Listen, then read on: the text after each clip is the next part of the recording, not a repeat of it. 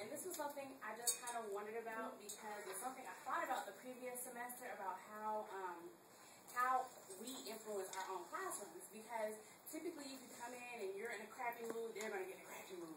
If you come in and you're full of joy, they're typically more full of joy. So I was just wondering if my thought really had any weight.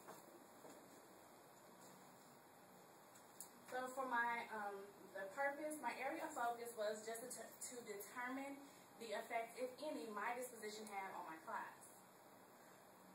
And so that led to these research questions. How does my disposition affect the students? And does it affect their disposition at all? And does their disposition affect their learning?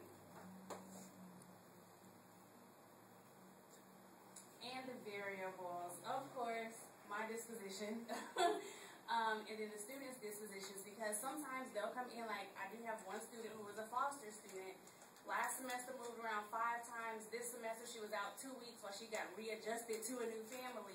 So she's a itchy student. So, and I mean, it didn't matter what I asked her to do, she was always adversarial. So that's just part of her disposition.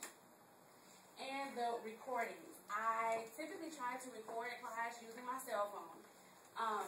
But the thing is, I have to remember to do it because I have a $200 cell phone, so I can't just leave it out and disappear, moving around the classroom. So I had to be sure to put it wherever it was once everyone was settled and they didn't notice that I was doing it as much. So sometimes that means I forgot to record, sometimes my phone fell down, and then sometimes I only record for 30 minutes. So I didn't have as much data as I would hope to have.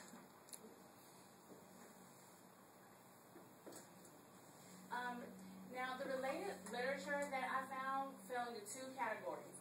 Either it talked about students' dispositions and math performance, or math anxiety and pre-service teachers, which I found that to be a subcategory that was interesting just in and of itself. The literature that I found about student dispositions and math performance, that's this here, so I'll be happy to share that with you all at another point.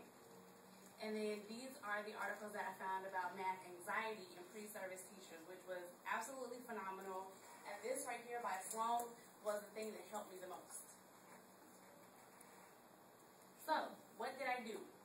Try to alter my moods to see what happens. And we're all human, so that wasn't very hard to do. We had a period in time where our class was hot as Hades, then we had another period that was freezing cold. So, it wasn't very hard to do that. The data collection techniques that I use qualitative and quantitative. For the qualitative, I use student surveys, class videos, and my observations.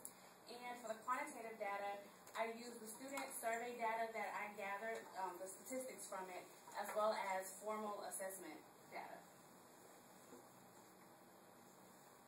Sorry, I tried to be creative. All right. Okay. For the first question that I asked them, or it was like a Likert scale, and so they just, I asked them to say how much they agreed or disagreed with the statements. And you'll see here that 58% of the students in some way, shape, form, or fashion agreed with the statement.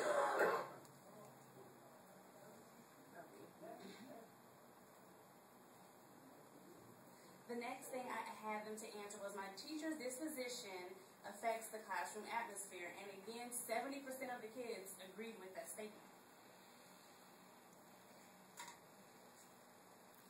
I also want to know how they felt about their preference for teachers. And here, 94% of the kids said that they would prefer a kind and firm teacher. So it's okay to be, to the point and say, hey, this is what I expect, this is what I don't expect. But they do not want you to be mean because 94% of them said they do not like this. Then, me being who I am, my dream job is to be an actress. So I'm somewhat entertaining, at least in my own opinion. So I asked them, because a student in their journal said that they thought that the class should be more entertaining so people don't go to sleep. So I asked this question, and here 70% of the students agreed with that. And then the most important question, in my opinion, is whether my disposition affects their learning. And for this, 64% of the kids agree with that. And then again, to the entertainment factor, 70% of the kids said they would participate more if class was more entertaining. So, now, that sounds great and lovely. However, I had negative changes when it came to formal assessments. However, there are some contexts outside of that where there was one student who literally did not look at the test and just was like, okay, I'm just going to blow these in real quick. Alrighty then. Because it was a benchmark assessment. And in DeKalb County, they have a bad reputation of being horrible.